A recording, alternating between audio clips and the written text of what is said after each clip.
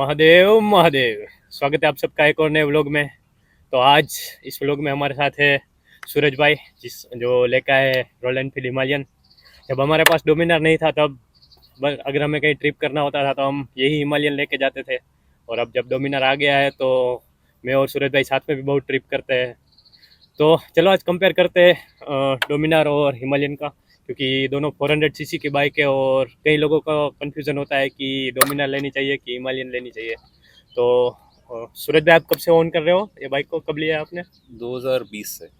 2020 का मॉडल है ये रॉयल एनफील्ड हिमालयन, और हमने तो अभी लिया है, 2 महीने ही हुए। तो जब मैंने ये बाइक लिया तो मेरा अहमदाबाद में ऑन रोड प्राइस हुआ है 2.72 लाख। और हिमालयन की अगर हम बात करें तो मैंने 3 साल पहले लिया था, तब उसका प्राइस था BS6 वेरिएंट का 2,47,000। हिमालयन जो है वो ऑन रोड होता है 2.47 लाख में, और डोमिनार जो होता है वो 2.72 लाख में होता है। और हिमालयन की प्राइस की अगर बात करें तो वो 3 साल पहले का प्राइस है, वो भी अब शायद बढ़ गया है, तो वो भी अराउंड 2.7 लाख के अराउंड ही हो गया है। तो चलो स्टार्ट करते हैं कंपैरिजन। कंपैरिजन में अगर हम देखें तो आगे से स्टार्ट करते हैं। तो लाइट की अगर बात करें तो इसमें जो है वो पूरा एलईडी सेटअप दिया गया है और पूरी वाइट लाइट है। तो रात को भी अगर आप सिटी में जाओ तो आपको अच्छी खासी विजिबिलिटी मिल जाती है। और अगर आप हाईवे पर ड्राइव करते हो, नाइट ड्राइव करते हो, तो आपको ऑक्सिलरी लाइट की ज़रूरत पड़ती है और ये थोड़ी सी आपको कम लग सकती है। तो सूरज भाई से पूछते हैं, सूरज भाई ये हिमालयन की लाइट का क्या परफॉर्मेंस है? नहीं, हिमालयन की लाइट बहुत ही ज़्यादा वीक है। इसमें एक्चुअली स्टॉक येलो लाइट दिया हुआ है जो किसी काम का नहीं है। सिटी में भी आप अगर उसको ठीक से नहीं देख पाओगे, एज वेल एज आप if you are going on a highway, तो I would say avoid riding in a night. Okay, तो अगर लाइट की बात करें तो डोमिनार का उसमें एक प्लस पॉइंट है हिमालयन की कंपैरिजन में, क्योंकि हिमालयन में वो जो येलो लाइट आती है बल्ब वाली, वही अभी तक दी हुई है। और इसमें जो है वो वाइट कलर की एलईडी क्लस्टर दिया हुआ है पूरा। उसके बाद अगर हम बात करें तो डिस्प्ले की, तो इसमें जो है पूरा डिजिटल डिस्प्ले आता है और सारी इन्फॉर्मेशन है वो पूरी डिजिटली डिस्प्ले होती है। और अगर हिमालयन की बात करें, हिमालयन में डिजिटल प्लस एनालॉग का कॉम्बिनेशन है। ओके, तो डिस्प्ले के बाद अगर हम बात करें तो फ्यूल टैंक की, तो इसमें जो जैसे मैंने रिव्यू के वीडियो में बताया था कि इसका कॉकपिट व्यू बढ़िया है और टंकी जो दिखती बड़ी है, पर उसमें अंदर एक छोटी टंकी है जो 13 लीटर की है। तो इसकी फ्यूल कैपेसिटी 13 लीटर की है। तो अगर हम हिमालयन में बात करें, हिमालयन की टैंक कैपेसिटी है around 15 litres. That's good. Okay, तो उसमें 15 लीटर की कैपेसिटी है और इसमें जो है 13 लीटर की कैपेसिटी है। और अगर माइलेज की बात करें तो माइलेज इसमें अगर आप फुल्ली हाईवे पर चला रहे हो तो 33-35 तक का माइलेज मिल सकता है, और प्योर सिटी में चला रहे हो तो आपको 26-27 का माइलेज मिलेगा। तो अगर आपका मल्टीपल यूज़ है कि आप सिटी में भी थोड़ा चला रहे हो, थोड़ा हाईवे पर चला रहे हो, तो आपको अप्रोक्सीमेटली 30 तक का माइलेज मिल सकता है। तो अगर हम हिमालयन में बात करें तो हिमालयन में एवरेज जो है वेरी करता है। मेरे हिसाब से जो एवरेज मुझे मिलता है वो it is around 27 to 28। But काफ़ी लोगों को I do a race driving, so काफ़ी लोगों को उसमें 30 से 35 kmpl का भी माइलेज मिला हुआ है।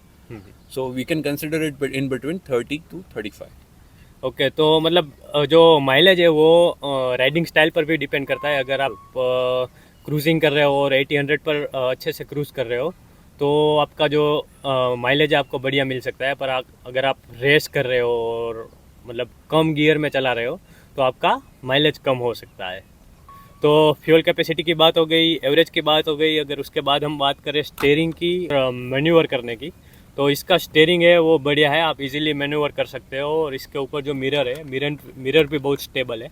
तो आपको अगर 100-120 चलते हो तो भी आपको मिरर में क्लियर विजिबिलिटी रहेगी। और स्टेयरिंग जो इसका बढ़िया है। और थोड़ा इसका स्टेयरिंग वैसे अगर देखा जाए तो थोड़ा सा हैवी है, पर आप अगर लॉन्ग ड्राइव में चला रहे हो तो आपको इतना फील नहीं होगा। जबकि अगर हम हिमालयन में बात करें, हिमालयन का handling I would say it is very good. There is no worries and handling और मनूवर करने में ये काफ़ी बढ़िया है। उसके मिरर्स आई वुड से थोड़े छोटे दिए हुए हैं, बट विट इज़ ओके, आपको ज़्यादा दिक्कत नहीं होगी इस चीज़ों में। और अगर वाइब्रेशन फील होता है स्टीयरिंग पर या नहीं होता है थोड़ा सा भी? वाइब्रेशन थोड़ा बहुत कंसिडर कर सकते हैं, कुछ ज़्यादा नहीं। और जो मिरर्स है, वाइब्रेशन की वजह से आपको मिरर में विजिबिलिटी में कुछ प्रॉब्लम हुआ है आज तक? थोड़ा बहुत कंसिडर विच इज़ इग्नोरेबल। तो स्टेयरिंग के बाबत में दोनों बाइक की बात करें तो दोनों में बढ़िया है, मैंने भी दोनों बाइक चलाया हुआ है। अगर कॉर्नरिंग की बात करें तो इसमें डोमिनार में कॉर्नरिंग करने में आपको बहुत मज़ा आएगा और स्टेबिलिटी भी आपको बहुत ही अच्छी मिलेगी। और हिमालयन की अगर बात करें हम, तो हिमालयन में कॉर्नरिंग कैसा है? कॉर्नरिंग आई वुड से बहुत बढ़िया है, देयर इज़ नो इश्यूज, और स्टेबिलिटी में के हिसाब से भी काफ़ी अच्छा बाइक है। ओके, तो मतलब हिमालयन में भी आप कॉर्नरिंग कर सकते हो, पर अपने रिस्क पर है। आपको ज़्यादा ओवर स्पीडिंग में कॉर्नरिंग नहीं करना चाहिए। आप जितना भी मतलब हैंडल कर सकते हो, जितनी आपकी कैपेसिटी हो उस हिसाब से ही आपको कॉर्नरिंग करना चाहिए। और भी चीज़ें डिपेंड करती है, जैसे कि आपके साथ लगेज कितना है और आपने वो लगेज को कैसे बैलेंस किया हुआ है, उस हिसाब से भी बहुत कुछ मैटर करता है। इसके बाद अगर हम बात करें सीट की, तो डोमिनार की जो सीट है वो तो बहुत स्टीफ है, जो मैंने मेरे रिव्यूज़ वीडियो में भी बताया हुआ है। और हिमालयन सीट का मुझे भी अच्छा एक्सपीरियंस है। और हम सूरज भाई से ही पूछते हैं कि सूरज भाई, आपको सीट का एक्सपीरियंस कैसा लगा हिमालयन की सीट आई वुड से काफ़ी अच्छी है, as rider seat as well as pillion seat, दोनों को कोई दिक्कत नहीं होती। आप इजीली 80-100 किलोमीटर्स तक बाइक चला सकते हैं easily, and then you can take a break.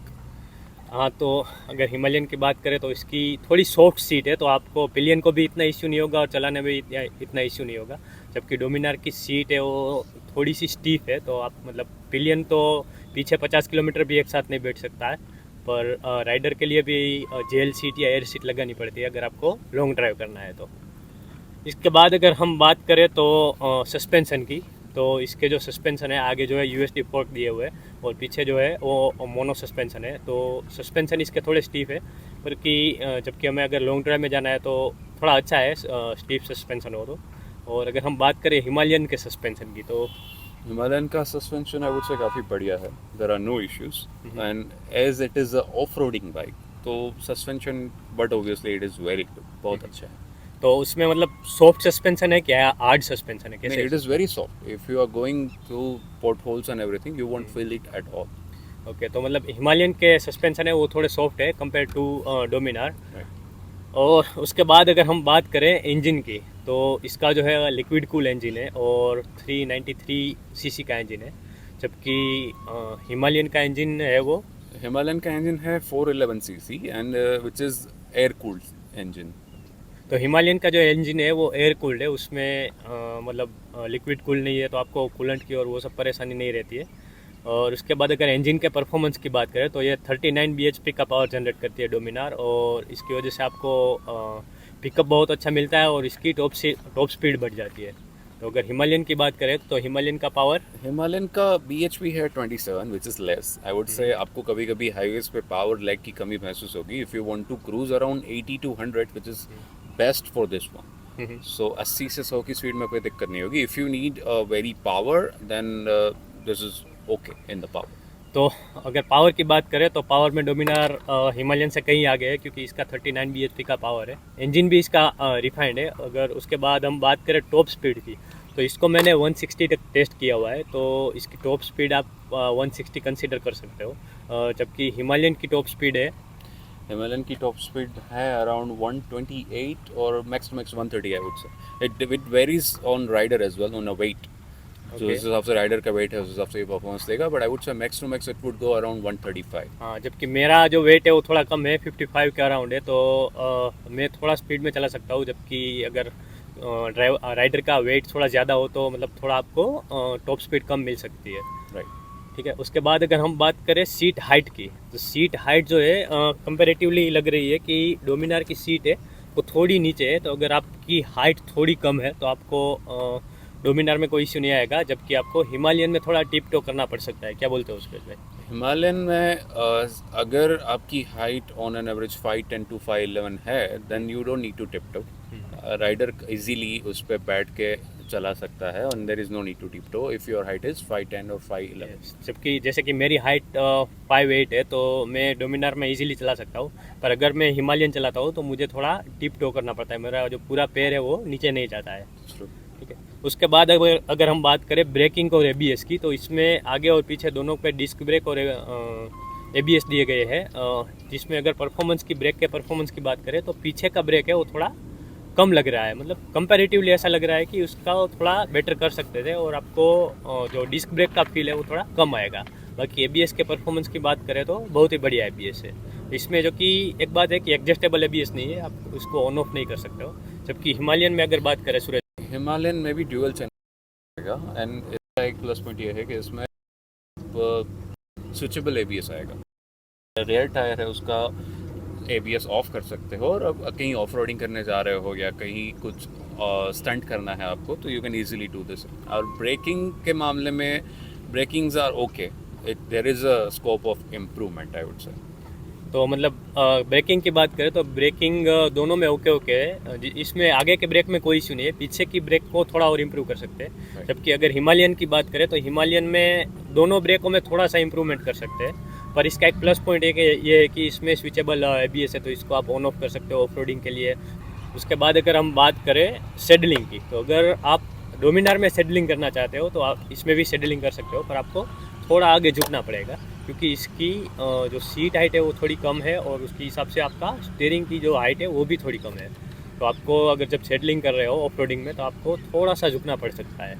जबकि अगर हम हिमालयन में बात करें, हिमालयन में there are no issues, saddling के लिए बेस्ट बाइक है। If you want to go off road just stand up and ride your bike as you want. और Yes, yes. इसका स्टीयरिंग हाइट जो है काफ़ी ऊपर है, तो आपको कोई हाथ में दर्द नहीं होगा और कोई इश्यूज नहीं होंगे, you can easily do that. Himalayan क्योंकि प्योरली ऑफ रोड के लिए बनी हुई है, तो आपको हिमालयन में सेडलिंग करने का बहुत मज़ा आया। मैं खुद उसको लेके यहाँ से तकरीबन 500 किलोमीटर तक गया हुआ हूँ, तो मैंने भी सेडलिंग किया हुआ है और बहुत मज़ा आता है। तो सेडलिंग के मामले में अगर आप बात करें तो हिमालयन बेटर है क्योंकि वो प्योर ऑफ रोड बाइक है, जबकि ये है डेली कम्यूट में भी आप यूज़ कर सकते हो।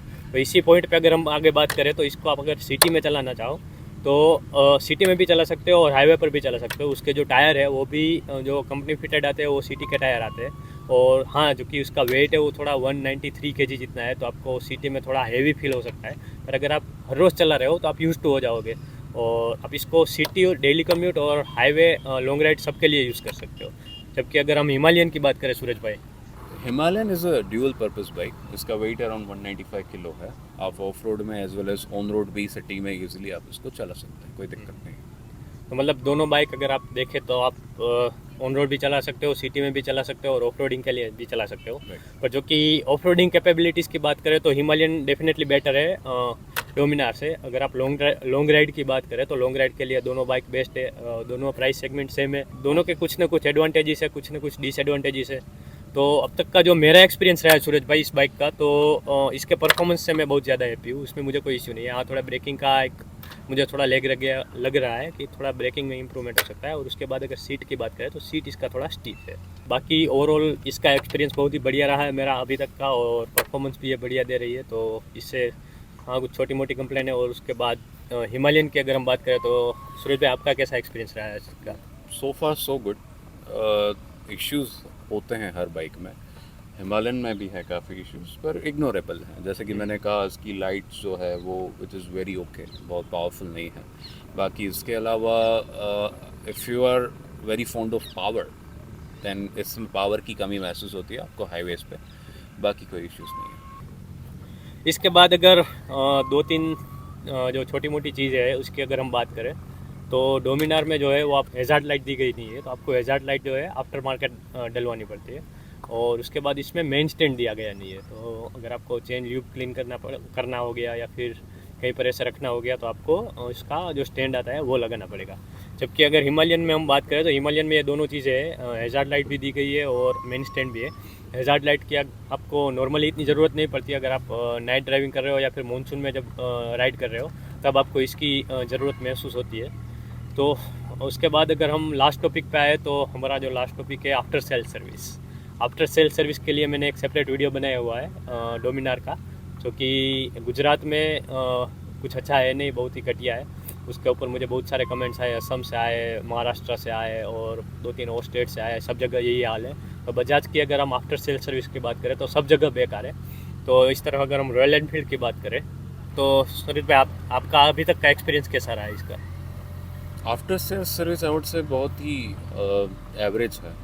यू कैंट से कि बहुत ज़्यादा अच्छी है या बहुत ज़्यादा सेटिस्फैक्ट्री है। ये कह सकते हैं कि कोई इश्यू ज़्यादातर नहीं आएगा, बट जो दिल से आप वहाँ पे बाइक अपनी खुद से छोड़ के जाओ और अच्छे से वो सर्विस कर देगा, ऐसा नहीं है। Okay, you need to inform them कि भाई ये रह गया, ये करना है, ये बाकी है। तो इसका भी आई वुड से ओके ही है आफ्टर सेल सर्विस। मतलब इसमें तो क्या है कि अगर आप उसको कहोगे तो वहाँ कोई आपकी बात सुनने वाला ही नहीं है, जबकि रॉयल एनफील्ड में क्या हाल है, मतलब आप उसको कहते हो कि ये प्रॉब्लम है, ये है, वो है, तो जब आप लेने जाते हो तब तक वो सारे फिक्स हो गए होते हैं कि उस क्या हिसाब है। से देखा जाए तो बहुत बढ़िया, कोई इश्यू नहीं। ठीक है, तो मतलब अगर हम रॉयल एनफील्ड की बात करें तो रॉयल एनफील्ड का सर्विस बजाज की कंपैरिजन में बहुत अच्छा है। Right. तो मतलब हमें तो वो थोड़ा लेग फील होता है कि हमने बाइक ले ली है, परफॉर्मेंस अच्छा है, सब है, पर सर्विस के मामले में कुछ नहीं है। जबकि रॉयल एनफील्ड है तो वो आपको थोड़ा बढ़िया बेनिफिट मिलेगा, आपको आफ्टर सेल सर्विस थोड़ा अच्छा मिल सकता है। और अगर लास्ट आए तो जो हमने तो बहुत सारी एसेसरीज लगवाई हुई है, तो इस ये फुली लोडेड है एसेसरीज, तो हम उसके ऊपर भी एक सेपरेट वीडियो बनाए है कि हमने क्या क्या एसेसरीज लगाई हुई है। तो अगर हम हिमालयन में बात करें तो सुरेश भाई आपने कुछ एक्स्ट्रा एसेसरीज लगाई हुई है कि नहीं, नहीं है? हिमालयन में मैंने कोई एक्सेसरीज नहीं लगाई हुई है। I like my bike naked, it is as stock it is as it came. अच्छा, तो मतलब ये जो कंपनी में से आया है ऐसा ही है, उसमें कुछ लगाया हुआ नहीं है आफ्टर मार्केट, जबकि मैंने बहुत सारा आफ्टर मार्केट लगाया हुआ है। इसके ऊपर मैं एक सेपरेट वीडियो बना के आपको बताऊंगा कि इसमें मैंने क्या क्या लगाया हुआ है। तो कंपैरिजन की अगर बात करें तो दोनों अपनी अपनी जगह सही है, दोनों में कुछ ना कुछ प्रोज है कौन से, तो आपको भी थोड़ा आइडिया आ गया होगा। अगर आप लेना सोच रहे हो डोमिनार या हिमालयन तो आपको भी थोड़ा आइडिया मिल जाएगा कि क्या लेना चाहिए क्या नहीं लेना चाहिए। ठीक है, तो बस आज के वीडियो में यही था। तो अगर आपको कुछ अच्छा लगा हो तो इस वीडियो को लाइक करना और हमारे चैनल को सब्सक्राइब करना, और आपके कुछ व्यूज़ हो तो कमेंट में ज़रूर बताना, और अगर कुछ क्वेश्चन हो तो वो भी पूछना, हम ट्राई करेंगे उसका आंसर देने के लिए। तो मिलते हैं अगले वीडियो में लिए, तब तक के लिए goodbye and take care.